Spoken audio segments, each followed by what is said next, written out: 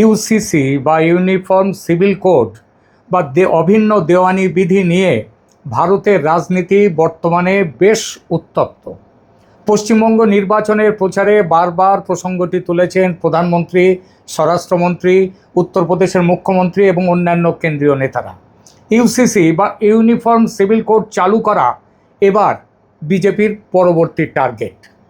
উত্তরাখণ্ড রাজ্যে ইতিমধ্যে ইউসিসি আইন লাগু হয়ে গেছে। সারা ভারতে ইউসিসি চালু করার জন্য ল কমিশন যুদ্ধকালীন তৎপরতা নিয়ে কাজ করছে। এসআইআর এর বিরুদ্ধে মমতা ব্যানার্জির সরকার আদা জল খেয়ে লড়াইয়ে নেমেও এসআইআর আটকাতে পারেনি। মমতা এখন অতীত, রাজ্যে শুভেন্দু অধিকারীর বিজেপি সরকার। এই সরকারের সামনে একের পর এক অনেক জ্বলন্ত ইস্যু, যেমন অনুপ্রবেশকারীদের বাংলাদেশে পুশ ইন করা, তারপর সংশোধিত নাগরিকত্ব আইনের অধীনে যারা যোগ্য তাদের নাগরিকত্ব দেয়া, জাতীয় নাগরিকপঞ্জি বা এনআরসি তৈরি ইত্যাদি। এরই মধ্যে উঠে এসেছে পশ্চিমবঙ্গের বিশেষ পরিস্থিতি বিচার করে উত্তরাখণ্ডের মতো এই রাজ্যেও সারা ভারতে লাগু করার আগে আলাদা করে ইউনিফর্ম সিভিল কোড লাগু করা যায় কিনা পশ্চিমবঙ্গে, সেই সম্ভাবনা খতিয়ে দেখা শুরু হয়েছে বলে বিশেষ সূত্র থেকে সংবাদ পেয়েছি। এর কারণ মমতার ধর্মীয় তুষ্টিকরণের রাজনীতি বা সহজ কথায় দুধেল গাই থিওরি বড় ঘা খেয়েছে এই ভোটে। এই সময় বাজার লোহা গরম থাকতে থাকতে ইউসিসি আইন আনলে একটা মাইলস্টোন পেরোনো যাবে। খুব একটা অসুবিধাও নেই, কারণ সামনে তো আছেই উত্তরাখণ্ড মডেল। এই প্রেক্ষিতে ইউসিসি জিনিসটা কি, একেবারে সহজ ভাষায় সেটা নিয়ে একটু আলোচনা করি। প্রথমে বলি বিজেপি কেন এই বিষয়টি সামনে আনছে, গুরুত্ব দিচ্ছে, তার পেছনে আদর্শগত, আইনি এবং কৌশলগত কি কারণ রয়েছে। দীর্ঘদিনের আদর্শগত প্রতিশ্রুতি বিজেপির তিনটি প্রধান স্তম্ভ প্রতিশ্রুতির। 1 নম্বর ছিল অযোধ্যায় রাম মন্দির নির্মাণ, 2 নম্বর কাশ্মীর থেকে 370 ধারা বিলোপ, 3 নম্বর সারা দেশে অভিন্ন দেওয়ানি বিধি বা ইউসিসি চালু করা। প্রথম দুটি কাজ হয়ে গেছে, এখন তৃতীয় লক্ষ্যটি পূরণ করার পালা। এটি বিজেপির পক্ষ থেকে দেশকে দেয়া একটা পুরনো প্রতিশ্রুতি। শুধু যে বিজেপির প্রতিশ্রুতি নয়, এটা সুপ্রিম কোর্টের অ্যাডভাইসও বটে। সুপ্রিম কোর্ট বিভিন্ন সময়ে, যেমন শাহবানু মামলা বা সরলা মুদগল মামলা, সেখানে জানিয়েছে যে সংবিধানের 44 নম্বর অনুচ্ছেদ অনুযায়ী 44 নম্বর অনুচ্ছেদ অনুযায়ী রাষ্ট্রের উচিত একটি অভিন্ন দেওয়ানি বিধি প্রণয়ন করা, যেটি দেশের সবার ক্ষেত্রে প্রযোজ্য, সব ধর্মের, সব সম্প্রদায়ের, সব বর্ণের, সব রাজ্যের মানুষের ক্ষেত্রে প্রযোজ্য। এছাড়া আর কি এর উদ্দেশ্য? লিঙ্গ বৈষম্য দূর করা ও নারীর অধিকার রক্ষা। বর্তমানে বিভিন্ন ধর্মের, এখানে আরও পরিষ্কার করে বলি, অনেকেই মনে করেন ইউসিসি বোধহয় মুসলমানদের উদ্দেশ্য করে করা হচ্ছে, তা নয়। এটা শুধু ইসলাম নয়, হিন্দু সহ অন্যান্য ধর্মেও তাদেরও নিজস্ব আইন আছে, পার্সোনাল ল আছে। আর সেই ল থাকায় বিবাহ বিচ্ছেদ বা উত্তরাধিকারের ক্ষেত্রে নারীরা সমান অধিকার পান না। ইউসিসি চালু হলে ধর্ম নির্বিশেষে দেশের সমস্ত নারী সমান আইনি সুরক্ষা পাবেন। তাই মূলত লিঙ্গ নিরপেক্ষ ন্যায় বিচারের স্বার্থে এই দাবি। এবার আসি পশ্চিমবঙ্গের বিশেষ প্রেক্ষাপট সেই বিষয়ে। পশ্চিমবঙ্গে নির্বাচনের পর বা তার আগে বিজেপি বারবার ইউসিসির প্রসঙ্গ টেনে যে আনছে, তার নির্দিষ্ট রাজনৈতিক লক্ষ্য রয়েছে। প্রথমত জাতীয় সংহতির বার্তা। বিজেপি এক দেশ এক আইন, এই জাতীয়তাবাদী ধারণাকে পশ্চিমবঙ্গে এবং সারা দেশে তুলে ধরতে চায়। আলাদা আলাদা ধর্মীয় আইন জাতীয় সংহতির পথে বাধা, এটা বিজেপির বিশ্বাস। দেশের মানুষকে সেই বিশ্বাসের অংশীদার করতে চায়। পশ্চিমবঙ্গে তৃণমূল কংগ্রেসের তোষণ রাজনীতির পাল্টা হিসেবে নির্বাচনের আগে বিজেপি ইউসিসিকে ব্যবহার করেছে তুষ্টিকরণের রাজনীতির বিরুদ্ধে। বিজেপির বক্তব্য আইন সবার জন্য সমান হওয়া উচিত, কোনো বিশেষ সম্প্রদায়ের জন্য আলাদা নয়। পশ্চিমবঙ্গে হয়তো সেটা মুসলিমদের ক্ষেত্রে তারা মনে করছে তাদের জন্য করা, কিন্তু ভারতের অন্যান্য অনেক রাজ্যেই হিন্দুদের নানা রকম আইন রয়েছে, উত্তরাধিকার আইন তো বিশেষ করে। উত্তরাখণ্ডে ইতিমধ্যে ইউসিসি বিল পাশ হয়েছে। বাংলায়, পশ্চিমবঙ্গ বা অন্যান্য রাজ্যেও এই মডেলের কথা বলে বিজেপি বোঝাতে চায় যে তারা তাদের ইস্তেহার বাস্তবায়নে দৃঢ় প্রতিজ্ঞ। এবং বর্তমানে ল কমিশন এই বিষয়ে বিভিন্ন ধর্মীয় সংগঠন এবং সাধারণ মানুষের সাথে আলাপ আলোচনা করে তারা বিষয়টিকে দেখছে যাতে একটা সারা দেশে ইউসিসি নিয়ে আসা যায়। এই হচ্ছে ইউসিসির প্রেক্ষাপট। এবার খুব সহজ ভাষায় বলি, ইউসিসির পক্ষে ও বিপক্ষে যারা বলছেন তাদের বক্তব্যের কতটা গ্রহণযোগ্যতা। ইউসিসি মানে কি? খুব সহজ ভাষায় আবার বলি, বিয়ে, তালাক, উত্তরাধিকার, দত্তক নেওয়া, সম্পত্তি বন্টনের মতো ব্যক্তিগত বিষয়ে ধর্মভেদে আলাদা আইন না থেকে সবার জন্যে, হিন্দু, মুসলিম, পার্সি, খ্রিস্টান, বৌদ্ধ, শিখ সবার জন্যে একটাই সাধারণ দেওয়ানি আইন থাকবে। এটাই এই আইনের মূল উদ্দেশ্য। ইউসিসির পক্ষে যেসব গুরুত্বপূর্ণ যুক্তি আছে সেগুলো বলি, কারণ কোনো বড় আইনি পরিবর্তনকে বোঝানোর সবচেয়ে, এরপরে আমরা বলবো তার বিরুদ্ধের কথা। সব ভালো উপায় হচ্ছে একটা আইনকে বোঝার যে দুই দিকে দেখা, তারপরেই সিদ্ধান্ত নেওয়া। ভারতে এই পার্সোনাল ল অনেক ক্ষেত্রেই ধর্মভিত্তিক। আমরা মনে করি এর বিরুদ্ধে শুধু মুসলমানরা আছে, তা কিন্তু নয়। হিন্দু, মুসলিম, খ্রিস্টান, পার্সি এবং কিছু ক্ষেত্রে বিভিন্ন আদিবাসী সম্প্রদায়ের পারিবারিক নিয়মকানুন এক নয়। মুসলিমদের যেমন এক পুরুষের 4 স্ত্রী থাকতে পারে, কিন্তু ভারতের বোধহয় 1% মুসলিমেরও একাধিক স্ত্রী নেই। সুতরাং এটা তাদের ধর্মে আছে, কিন্তু তারা ব্যক্তিগতভাবে এটা গ্রহণ করে না। তেমনি আবার দেখুন হিমাচল প্রদেশের, সেখানে বেশ কিছু জায়গায় সেখানে এই নিয়ম রয়েছে যে একটি পরিবারে একটি মহিলা তার পরিবারের সমস্ত ভাইয়ের সাথে তার বিয়ে হয়। এইসব আইনগুলো তৈরি হয়েছে নানা রকম ভৌগোলিক, অর্থনৈতিক ইত্যাদি পরিস্থিতির চাপে। তো এরকম নানা, আবার কিছু ক্ষেত্রে বিভিন্ন আদিবাসী সম্প্রদায় তাদেরও পারিবারিক নিয়মকানুন রয়েছে, একাধিক স্ত্রীর কথা আছে। অর্থাৎ একই দেশে একই নাগরিক হয়েও শুধু ধর্ম বা সম্প্রদায়ের পরিচয়ের কারণে ব্যক্তিগত আইনের ক্ষেত্রে আলাদা আলাদা নিয়ম প্রযোজ্য হয় এই দেশে। কম বেশি সব ধর্মীয় সম্প্রদায়ের মধ্যে কিছু নিজস্ব কানুন আছে। আমি বললাম একটু আগে যে মুসলিমদের মধ্যেও 1% মুসলিমও তাদের একাধিক স্ত্রী একসাথে থাকে না, এটা দেখা গেছে। ঠিক তেমনিভাবে হিমাচল প্রদেশে যাদের কথা বললাম, কাংড়া ইত্যাদি এলাকায়, সেখানটায় দেখা যায় যে তাদের মধ্যেও যে এক পরিবারে সব কজন ভাইয়ের একজন স্ত্রী, এই ব্যাপারটা তারাও বন্ধ করে দিয়েছে, আজকাল প্রায় থাকেই না।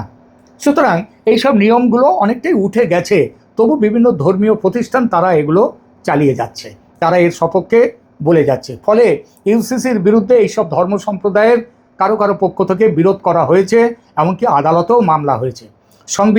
ভারতের সংবিধানের আর্টিকেল 44-এ রাষ্ট্রের জন্য একটি নির্দেশমূলক নীতি রাখা হয়েছে, যেখানে বলা হয়েছে যে রাষ্ট্র নাগরিকদের জন্য একটি ইউনিফর্ম সিভিল কোড চালুর চেষ্টা করবে।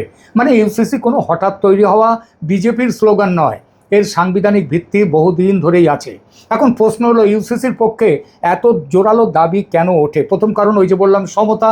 ইউসিসির সমর্থক যারা তারা বলেন একটি আধুনিক গণতান্ত্রিক রাষ্ট্রে ব্যক্তিগত অধিকারের প্রশ্ন ধর্মের উপর নির্ভর করে হওয়া উচিত নয়, বরং নাগরিকত্বের ভিত্তিতে হওয়া উচিত।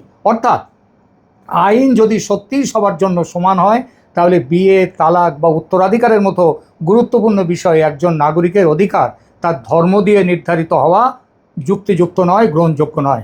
দ্বিতীয় কারণ, নারী পুরুষের অধিকার।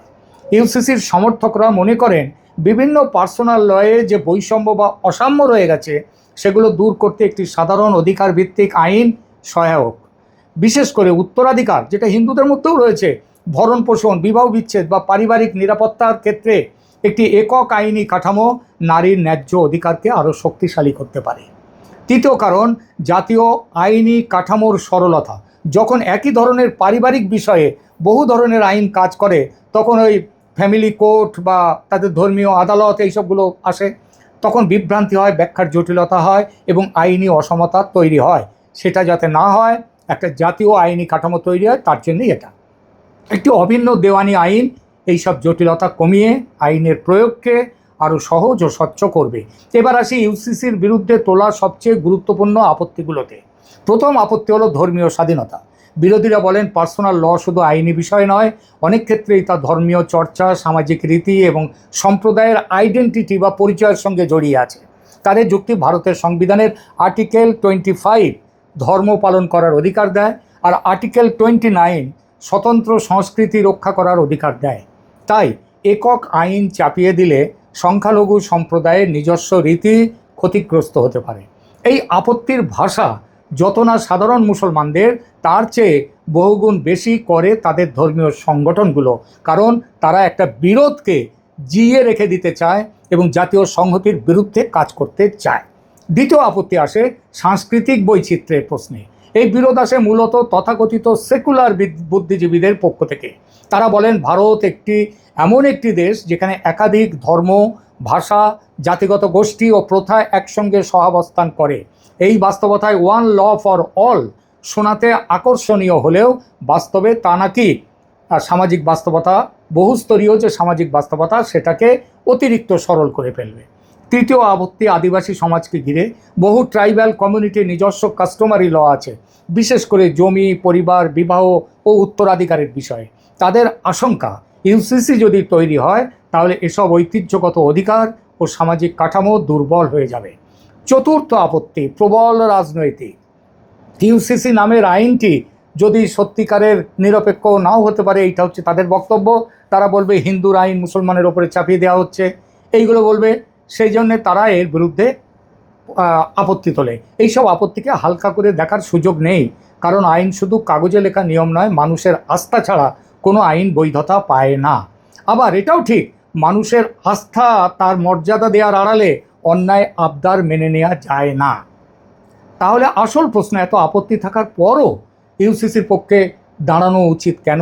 কেন সুপ্রিম কোর্ট সেই রাজীব গান্ধীর আমলের শাহবানু মামলা থেকে বলে আসছে এই আইনের কথা?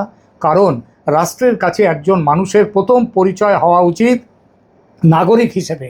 আগে সে ভারতীয়, সে হিন্দু না মুসলিম না খ্রিস্টান না পার্সি না বৌদ্ধ না শিখ, সেটা পরের ব্যাপার। একটি ধর্মীয় গোষ্ঠীর সদস্য হিসেবে তার পরিচয় নয়। যখন বিয়ে, তালাক, উত্তরাধিকার বা দত্তকের মতো বিষয় মানুষের মৌলিক জীবনকে প্রভাবিত করে, তখন সেখানে ন্যায্যতা, সমতা এবং সাংবিধানিক অধিকারী হওয়া উচিত চূড়ান্ত মাপকাঠি। আমাদের সংবিধানের আর্টিকেল 44-এ ইউনিফর্ম সিভিল কোডের ধারণা রাখা হয়েছিল এই কারণেই, একটি আধুনিক নাগরিক কাঠামো গড়ে তোলার জন্য। ইউসিসির সমর্থন মানে এই নয় যে ভারতের বৈচিত্র্য মুছে ফেলো, বরং এর মানে এটাই যে ধর্মীয় পরিচয় থাকবে, সাংস্কৃতিক বৈচিত্র্য থাকবে, কিন্তু নাগরিক অধিকারের প্রশ্নে কোনো বৈষম্য থাকবে না। অর্থাৎ উৎসব এক হতে হবে না, প্রার্থনার ভাষা এক হতে হবে না, রীতি এক হতে হবে না, কিন্তু আইনের চোখে মর্যাদা ও অধিকার এক হওয়া উচিত। আর এখানেই ইউসিসির পক্ষে সবচেয়ে বড় নৈতিক যুক্তি। ইউরোপ, আমেরিকা সহ পশ্চিমের বহু সভ্য দেশে মুসলিমরা আছেন এখন। তারা সেসব দেশের নাগরিক, কিন্তু তারা একটাই ব্যক্তিগত আইনের অন্তর্ভুক্ত। তাদের নিজস্ব কোনো ব্যক্তিগত আইন নেই, তারা সবই একই দেওয়ানি আইনের অন্তর্ভুক্ত। ব্যক্তিগত আইন বলে আলাদা কিছু নেই সেসব দেশের মুসলিম নাগরিকদের জন্য। একাধিক পত্নী রাখা ইউরোপ, আমেরিকায় কঠোরভাবে নিষিদ্ধ। বিবাহ বিচ্ছেদ, সম্পত্তির উত্তরাধিকার একটাই সাধারণ আইন। সেখানকার মুসলিমরা সেই আইন মেনেই আছেন এবং ভবিষ্যতেও থাকবেন।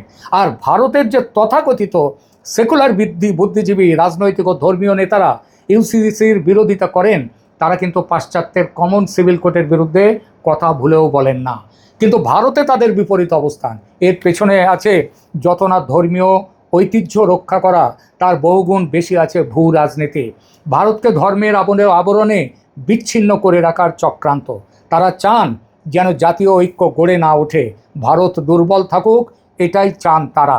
আর বিজেপি ভারতকে সবল করতে চাইছে, সুতরাং বিজেপির এই ইউসিসির বিরোধিতা, 370 ধারার বিরোধিতা, এইগুলো তারা করে এসছেন। তাই শেষ কথা হলো, ইউসিসির বিরোধীদের সব কথা আপাতভাবে ভুল নাও মনে হতে পারে। তাদের কিছু উদ্বেগ ঐতিহ্য, রীতিনীতির দিক দিয়ে অংশত বাস্তব হতেই পারে, কিন্তু সেই উদ্বেগের কারণে সমতার প্রশ্ন থেকে পিছিয়ে যাওয়াটা কোনো সমাধান নয়, হতে পারে না। ভারতের মতো গণতন্ত্রে লক্ষ্য হওয়া উচিত বৈচিত্র্যকে সম্মান করা, কিন্তু নাগরিক অধিকারে বৈষম্য না রেখে একটি ন্যায়সঙ্গত অভিন্ন দেওয়ানি আইন গড়ে তোলা। সোজা কথায় ইউসিসি হওয়া উচিত এক জাতি, এক নাগরিক মর্যাদা এবং সমান অধিকারের প্রকল্প। ধন্যবাদ।